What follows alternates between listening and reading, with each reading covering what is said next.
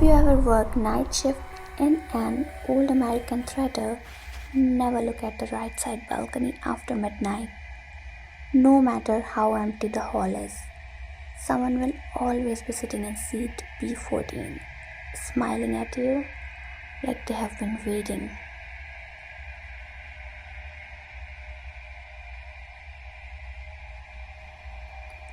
Back in 2021, when money was tight, I took the night cleaner job at the Elwood Arts Theatre in Ohio, a historic 1923 building with velvet curtains, golden balcony rails, and old wooden seats that cracked even if you breathed too hard. During the daytime, it looked like a postcard from the past, bright, artistic, charming. At night, though, it felt like the building exhaled something cold. I had two main tasks: clean the stage, walk through the hall to ensure no one was left behind. The first few weeks went fine. I would plug in my earbuds, mop the stage, empty trash bins, wipe the rails, normal stuff. But on the 17th night, something changed. While sweeping near the orchestra pit, I felt a strong sensation that someone was watching me. I looked up. On the balcony's right section, exactly seat B14, someone was sitting there. A man, extremely still, wearing a dark coat, both hands resting neatly on his knees. His face was too pale to ignore even in the dim exit light glow. I shouted, "Sir, we are closed." He didn't move. When I climbed the spiral stairs and reached the balcony, my chest tightened. The seat was empty, but the cushion was warm, like someone had been sitting there seconds ago. I tried to convince myself it was a stress or lack of sleep. But every night afterward, he appears again. Same seat, same posture, same stillness, like a photograph stuck in the time. Same nights, he leaned forward. Some nights, his head was tilted. Once he was standing, the seat, hands gripping the backrest, staring directly at me. I finally told manager, expecting him to laugh. Instead, he sighed deeply. "You saw the man in B14? I froze. He told me about a wealthy patron who used to visit nightly in the 60s. A lonely man who lost his family in an accident. He would sit in B14 for hours during rehearsals. One night he didn't come. They found him hanging from the balcony rail, right behind B14. The manager ended with, "He never left the seat he loved the most." The next night I quit mid-shift. But sometimes when I drive past the theater after midnight, the upper right balcony window glows faintly and I see a figure sitting there, always watching.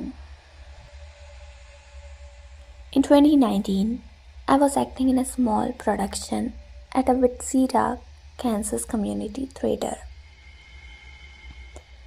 The place was old, cracked wooden floorboards, dusty red curtains, and a backstage tunnels that feels like mazes. Everyone knew the rule: never rehearsal alone after 11 p.m. The director claimed the theater had safety issues, but I always thought it was some superstitions. So one night, desperate to perfect my monologue, I stayed late. At 11:32 p.m., I was the only one in the building. I stood center stage under a single dim light, speaking the monologue from the hollow child. The silence was so heavy that I could hear the hum of the lights vibrating above me. Then I heard it, a faint whisper repeating my lines word for word in my own voice. I froze. It wasn't an echo, it wasn't reverb. This was like second version of me standing behind my shoulder.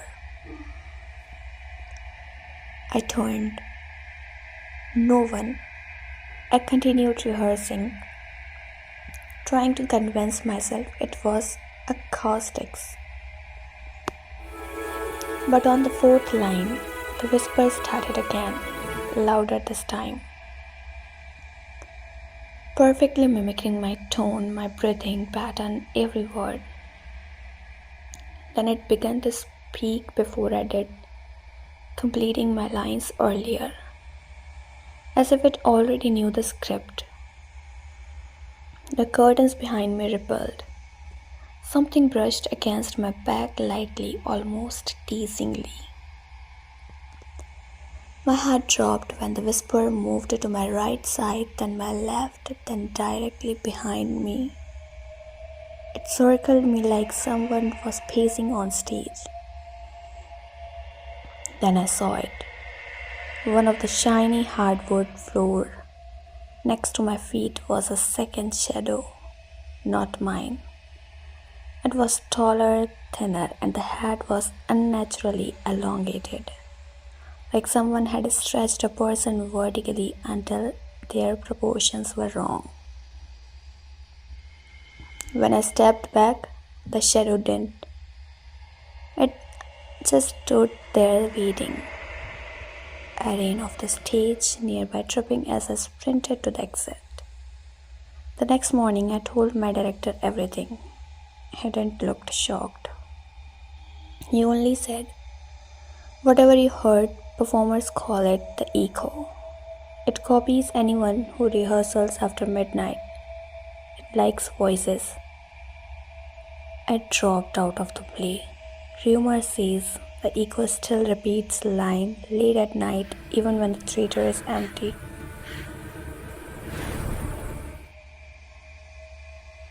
In 2015, I worked at the Harrington Film House in Chicago,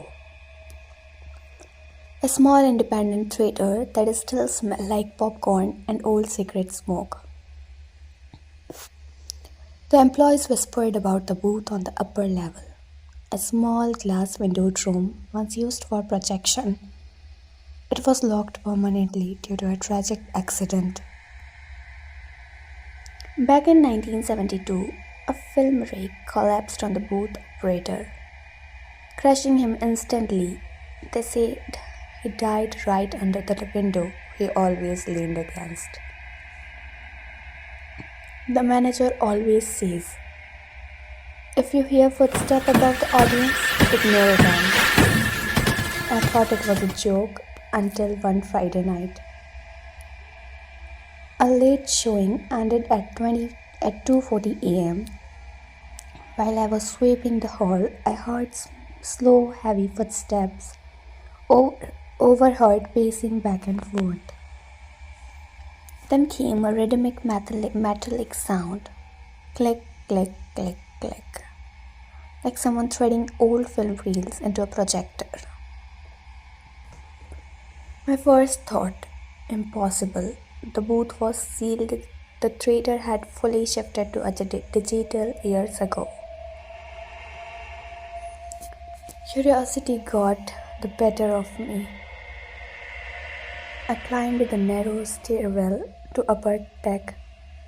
The air grew colder with every step, colder than any AC could make it. When I reached the booth hallway, I saw something horrifying. My shift The booth is door, not. which was supposed to be padlocked, was slightly open.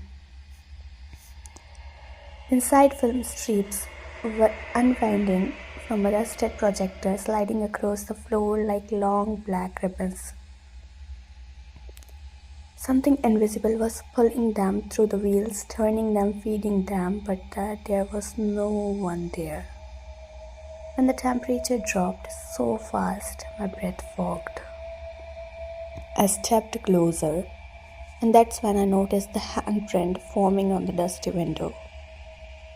It wasn't old, it wasn't already there.